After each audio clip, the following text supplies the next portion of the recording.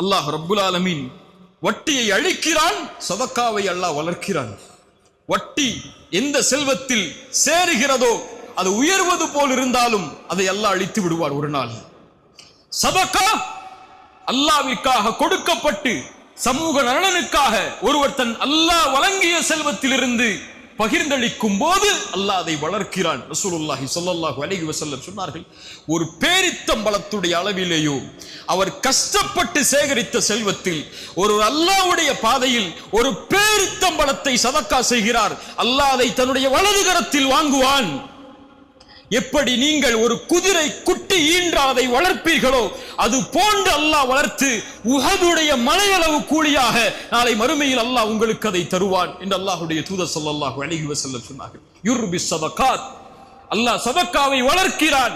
கொடுங்கள், அல்லாஹ் கொடுப்பான்.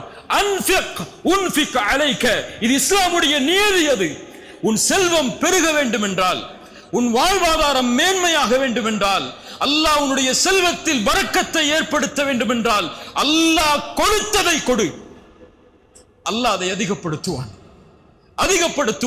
கொடுக்கப்பட்ட எதுவும் குறையாது, அது அதிகப்படுத்தி இருக்கும். அதுதான் அல்லாஹ் ரப்புல் ஆலமீன் அமைத்த இந்த மார்க்கத்துடைய நியதி.